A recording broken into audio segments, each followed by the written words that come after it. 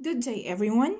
Welcome to today's virtual lesson on Doug Limov's Teaching Techniques Teach Like a Champion 2.0. We're going to focus on Technique 24, which is Circulate. I'm Fredalie Marngo, one of your instructors for this session. I hope you're all ready to dive into some exciting learning. Okay, so before that, let's have our target first. First one is for us to understand what is technique circulate in the classroom being done by the teacher. Second, we are going to discuss the 6 types of circulate which is applied by the teacher. So, stay focused because in the last one, we're going to have short evaluation.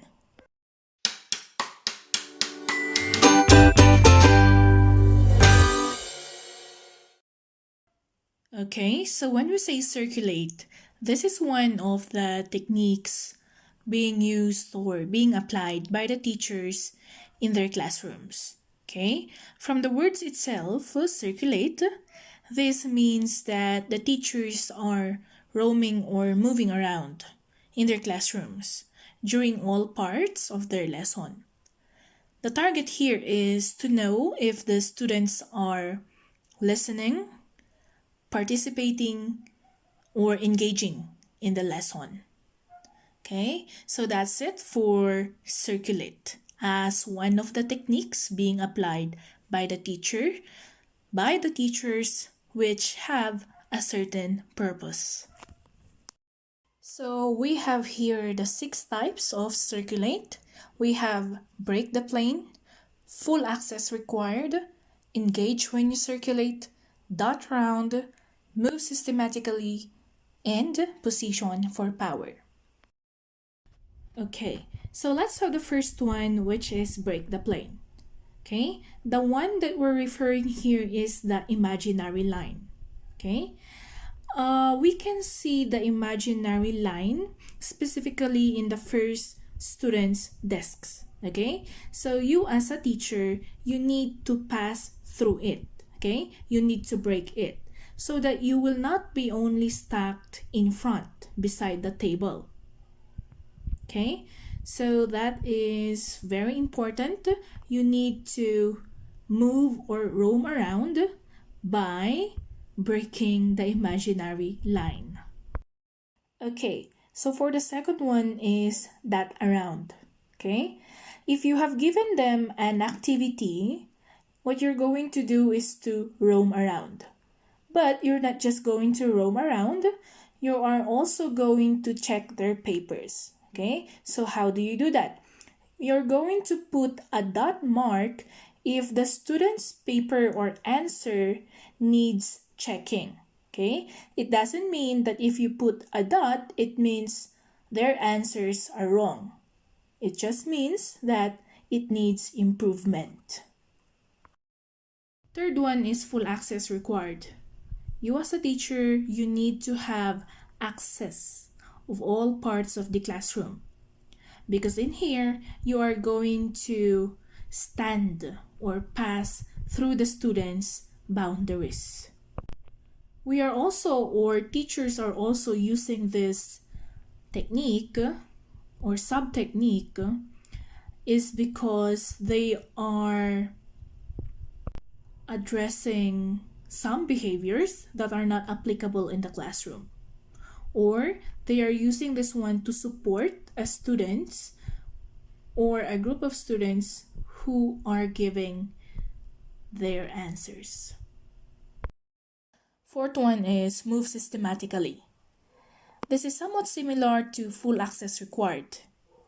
So in this part, you are going to move systematically to show the students that it is just part of your routine. So it's a normal thing to do in the classroom while you are discussing. Of course, it has a purpose which was said earlier in the full access required, that it is being used to address some concerns or to give supports or to show the students that you are comfortable discussing while you are moving around and not looking at your presentation. So the fifth one is position for power. So in here, while you are circulating, you have to remember that you are facing the class as possible. Because this one, it shows how confident you are as a teacher, how confident you are in addressing some concerns, like questions of the students or some behaviors, not tolerable behaviors of the students. So as possible, you have to face them to show authority also.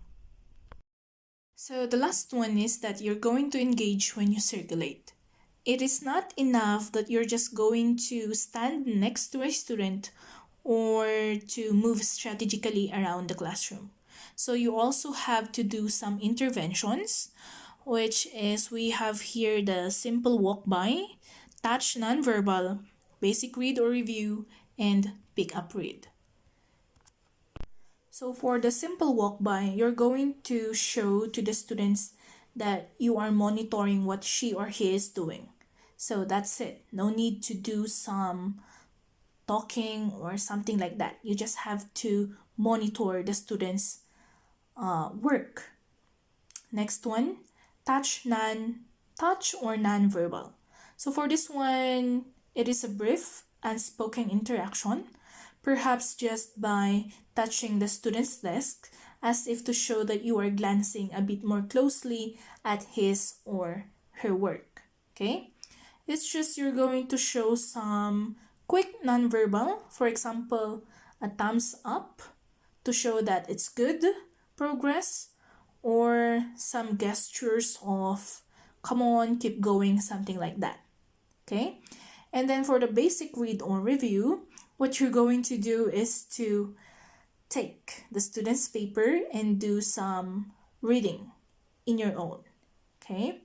You might comment on what a student has written, but you don't necessarily have to. All you have to do is to read the student's work alone. Okay? Which shows a powerful message to the student. And then for the last one, pick up read, of course, you're going to take the student's paper and then read it aloud. And you have to show that, or it is showing that you are giving some greater level of interest. Okay, so you have to pick it up and then read. So those are the difference of the 4 interactions that you're going to do when you circulate while engaging with them.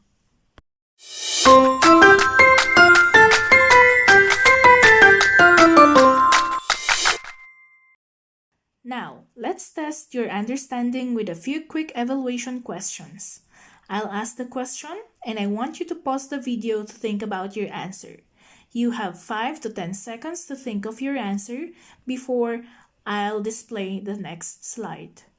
Ready? Here's the first question.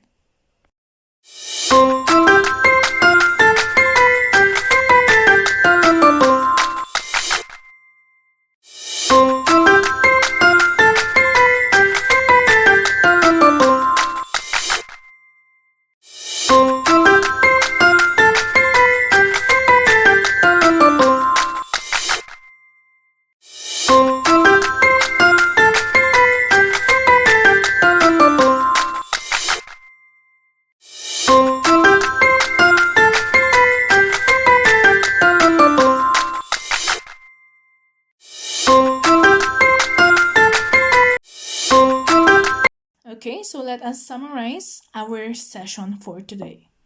So we have one of the technique of Daigle moves in teaching techniques, Teach Like a Champion 2.0, which is Circulate. So in here, we have here the 6 types, which is break the plane, full access required, dot around, engage when you circulate, move systematically, and position for power. So overall, this is very important for teachers for them to engage with different or diverse students. And this is going to be applied or further explored by the teacher if they are now in the reality which is in the classroom. So, thank you for listening and have a good day.